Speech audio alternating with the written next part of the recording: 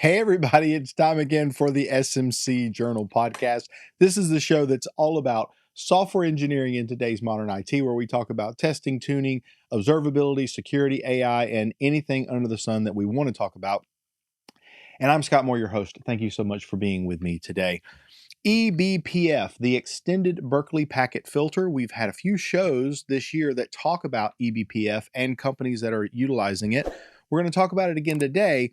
But you know, when something kind of gets under your skin a little bit, where you hear about it, but you really don't totally understand it. Something that's been bothering me about eBPF is how can I, as a performance engineer, take advantage of it? I hear it talking, a bunch of security people talking about how they can take advantage of it. And I've heard developers talking about it. But I want to know, how can I get specific performance metrics from it? What type of metrics are they? And how can I use that along with all of my other tools to figure out where performance is bad and how we can save money on bad performing applications? Today, my guest is going to help me weave through the minefields on that topic. Before we do, let's talk about the sponsors that make this show possible, though. This episode is sponsored by OpenText, the information company. We power and protect information. Our purpose is to elevate every person and every organization to gain the information advantage. OpenText works to power the ubiquitous information around us to elevate everyone. We strive to help customers simplify their systems with frictionless automation and equip them to thrive and grow in a digital world. The LoadRunner family is one of many solutions where OpenText can help. Did you know that LoadRunner has the largest community of load testing professionals in the world? Check out the QR code or go to their website at opentext.com to find out more about the LoadRunner family. Do you need unbreakable network connectivity? WestNetworks can help. They're a leading provider of peplink-based SD-WAN solutions, and they can help you achieve unbreakable connectivity by utilizing Peplink's SpeedFusion bandwidth bonding technology. Since 2012, WestNetworks has been assisting those in the mobile health services space by providing communities with access to life-saving technology. They also work with mobile command field units like first responders and news agencies, delivering faster and reliable access to mission-critical information all the time. Whether you're an IT professional who needs to work from anywhere or a full-time vacationing traveler in the RV community, WestNetworks can help you stay connected all the time from anywhere. Large enterprises can save up to 83% off cost while expanding communications and reliability beyond a single carrier with WestNetworks Peplink-based SD-WAN solutions. They can help you replace expensive MPLS connections with SpeedFusion's site-to-site unbreakable VPN technology. So no matter what your needs are, WestNetworks can help you achieve unbreakable connectivity. Contact them today to learn more. I'm going to bring on the CEO of Polar Signals, Frederic Branczyk, and we're going to talk about how to isolate poor performing code and how to fix those problems and the benefits that you get out of using eBPF. Let's bring on Frederic now. Hey, Frederic, welcome to the SMC Journal podcast today. Hey, thank you so much for having me. So in today's show, I really want to talk about eBPF. We've had several shows on that, but how we can take advantage of eBPF from a performance engineering standpoint. And I understand that you're a great person to talk to about that. Could you introduce yourself and how you've gotten involved in performance in general and eBPF specifically? Yeah, no problem. So my journey in performance engineering basically starts in 2015, 2016, when I was one of the early employees in the Berlin CoreOS office. I don't know if people still remember CoreOS. But basically, I quickly became a member of the maintainer team of the Prometheus project. In case people are not familiar with Prometheus, it's like one of the most popular monitoring systems in the open source world. And it's very tightly integrated with Kubernetes, for example. I would say there's probably a very high chance that if you're using Kubernetes, you're probably using Prometheus because there are so many integrations, Right. and the integration is so tight. And over time, I actually maintain the Kubernetes integrations in Prometheus. And over time, through all of that, I actually also became the tech lead for all things instrumentation in Kubernetes. And so, in 2018, I basically found myself in this position where I was someone working on these incredibly performance sensitive systems, Prometheus and Kubernetes.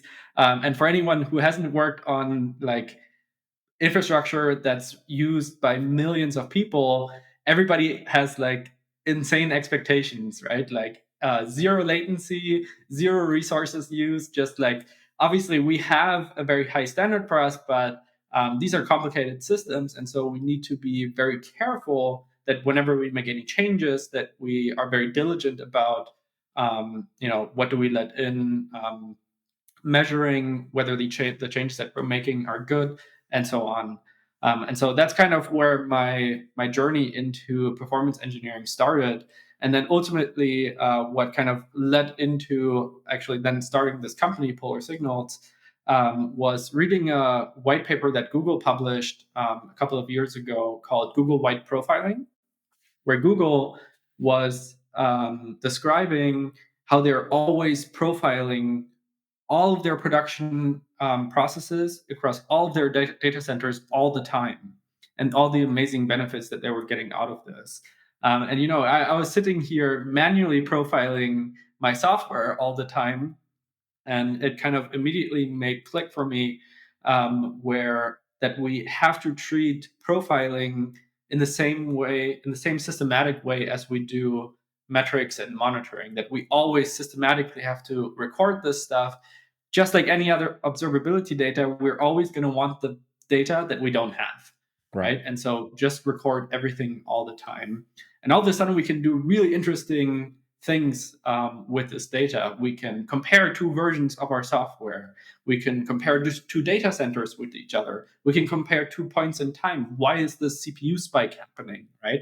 All of a sudden, we can actually answer these questions, these like age-old questions where sometimes, discussing in a team, someone's like, oh, I have a gut feeling this is the garbage collector or something, right? But no, now we actually have real data that are just fact, right? And not gut feeling. And so That's awesome. this was incredibly interesting to me. And that's why, I've dedicated the rest, the next couple of years up until this point, and continue to invest, my time into this. That's awesome. And you mentioned Prometheus, and I think most of the listeners of this podcast are familiar with Prometheus. It's kind of the poster child for monitoring these days when you're using Kubernetes. So now we're getting that through Prometheus. Now we enter into eBPF. How does that enter the equation, and why do we need that in addition to something like Prometheus? Yeah, so profiling has kind of been this tool in our developer toolbox ever since software engineering has existed. Profiling doesn't just give us the cumulative CPU usage of our process, it actually tells us down to the line number where these CPU resources are being spent.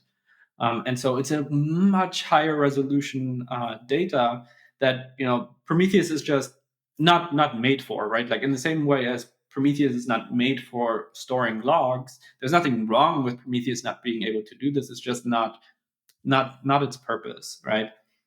And Right. so profiling is kind of its own category, and eBPF is kind of uniquely positioned to capture profiling data, because with eBPF, in case a viewer maybe not already familiar now, eBPF is this like virtual machine in the Linux kernel that we can use to hot load new code into in a safe way. We could probably do an entire episode just on what goes into making this safe, but for the sake of this conversation, the Linux kernel actually ensures that it's safe to load and execute this code that you're loading. For example, you can only read stuff, you can't write stuff. It's putting boundaries on what you can do, basically. And because eBPF code is essentially executed on the kernel level, we can actually read how the program is executed as it's being executed. And so this allows us to basically capture the stack traces X amount of times per second. And that's what we can then use to build these statistics to say, we've seen the same stack trace X amount of times, and we're looking at this process 100 times per second, well, then statistically we're spending this amount of time in this function. And eBPF is really perfectly suited for this because we can capture exactly the data that we need at exactly the resolution, right? And all the other tooling that kind of exists out there, the most similar thing out there is Linux Perf, captures a whole lot more data that you potentially don't actually need. Mm-hmm. And so eBPF kind of hits that sweet spot of performance and efficiency.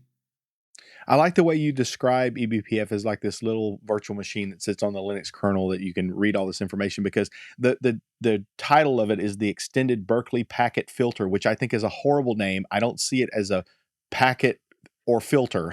I see it as exactly what you said.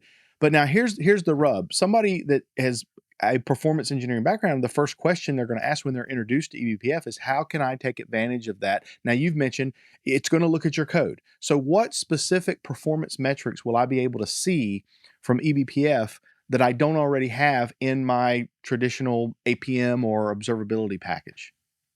Yeah, great question. And so I think one thing that we need to a little bit demystify about eBPF here is eBPF kind of means everything and nothing. It's almost a programming paradigm. It's almost the parallel that I like to draw is it's the same as someone saying, "Are you using serverless?" Right? Like that doesn't actually tell you anything about what they're building using serverless infrastructure, right?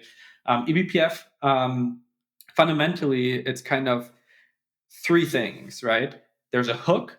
So something that triggers your eBPF program to be executed, okay? There are predefined hooks. So for example, you can hook into some kernel function being called, right? Or a packet being sent. Or in our case, building a profiler, we hook into the perf events subsystem where we're saying every X CPU cycles, call my program, right? But that's kind of where your journey with eBPF starts. Then it's your program. Your program actually executes, reads some data, and then potentially does something with part number 3, which is maps. This is where eBPF programs can actually write something to, right? That then from a user space program can be read from. So, for example, if you want to build statistics about the number of TCP packets sent, right? You would write a counter into an eBPF map every time the packet is being sent, right? You could inspect the packet and say, oh, this is actually an HTTP packet, and it has this path, and therefore increment this, I don't know, HTTP path handler being called or something like that, right? So using these three as kind of a framework, right? You can do almost anything that you would usually do with instrumentation. You need to find the right hook, right? It can be, and there can be user-defined hooks as well, where you're saying, if this function in my code is being called, call this eBPF program. These are called user space or uprobes. These three components we can now use to kind of build whatever we want to measure, right? It can be, like I said, like RPC calls. It can be allocations that are happening. It can be, now the world is your oyster. So would it be fair to say that with Prometheus, we could get the CPU that's on a virtual machine or even a physical machine? That what is the CPU doing right now? Versus with eBPF, we want to know the CPU utilization of a specific process or specific call, and then maybe how much memory is being used by that program or that thread. Is that right? Yeah, I mean, this is why I always say, right? This is a programming paradigm. You can almost build almost anything that you want, right? But yeah, it sounds to me though this is something that this would be more something I would call this developer observability, right? These are things that typically the developers want to know because they're trying to pull that needle out of the haystack. Whereas if you're just monitoring a bunch of infrastructure, you're trying to find out, well, which tier is it? Is it the database that's working harder than the web server, or how much stuff is being passed across the network in general? Here we're thinking, I just wrote this code, I just built this feature. How much of a resource hog is this thing that I just built, right? That's absolutely true. Though there's some super interesting projects in the ecosystem. One that I'll call out is called Pixie, Pixie. What they've built is basically that you can. They have this like meta language that you can use to describe where to hook into and what to actually do then. And what they've built is that you can dynamically add new log lines into code, right? How often have we wanted that kind of thing where I wish I knew what this variable value was when this weird thing happens in my production system, right? Um, and you can do this with Pixie. It's actually really really fascinating. But then there's also more traditional things that they've built in Pixie where they identify, okay, this network packet is the MySQL wire protocol, and so I can see that this thing is doing a query against the MySQL database, and so it automatically captures the latency from that, for example, without instrumentation. And so I think there is a place for eBPF kind of for all observability, whether it's developer debugging or production incidents insight. So this brings us to the next question I had, which is, now that we have the power of pulling in this information with eBPF between all the other things that we have in observability to monitor, everything's continuous now. If we're operating in a DevOps culture, development is continuous, testing is continuous, monitoring is continuous. And so we're talking about now profiling being continuous all the time for all code, which represents a lot of data, but also there's a concern about how much overhead am I adding by having continuous profiling. And from what I'm seeing, it can be very little, like even less than 1% sometimes. Is that right? How is that possible? Yeah, I mean, this is a very fundamental thing why we actually invested into eBPF as a technology to build a profiler from the ground up, because we can truly, like I said, only grab the data that we need, right? So it's orders of magnitudes more efficient and lower overhead than traditional profilers. And that is why we can actually do this in production, right? Traditional profilers still have their place, right? But they do add very significant overhead to your applications. And so, from my perspective, and we hear this from our customers all the time as well, eBPF is really the only way that continuous profiling is actually viable. Mm. Interesting. So then tell me about this profiler that you've built and what your company does to enable this. Yeah. So I mean, we've basically kind of gotten to the crux of it already, but we've built a profiler based on eBPF, and so it does all the unwinding, right? Like figuring out what is the current function call stack. 19 times per second. We can talk about why exactly 19 in a second, but and we've built various unwinders so it works for different kinds of compiler options, so that you truly don't have to care anymore how to profile. You deploy your applications however you deploy your applications, and we start profiling them, whether it's Go, whether it's Rust, whether it's C++, Python, Ruby, whatever, right? The profiler automatically figures out what is the thing that I have to do and starts profiling it. And that's super unique because previously most profilers were only written, for one language, for one ecosystem. But now we can actually view everything in a super easy way in one whole system, right? And now we can build these super interesting. This kind of ties back to that Google paper that I mentioned earlier. One of the things that Google was mentioning in this white paper was, now that we always profile absolutely everything in our production infrastructure, we can actually say improving this function call is going to save us, 5% in CPU cost. And for a Google scale company, that means you don't have to build data centers, Right. right? That's huge. And for 5% on anybody's AWS bill is probably pretty significant as well. And as a matter of fact, because people have never seen this kind of data across their production infrastructure, that tends to be some super low hanging fruit. Even really performance conscious companies that we work with database companies all the time, for example. Profiling is already their like bread and butter. Mm-hmm. And even they've never seen profiling data merged across their entire production infrastructure. And so we frequently see even these kinds of companies reap 20, 30%, especially the first time they see this kind of data.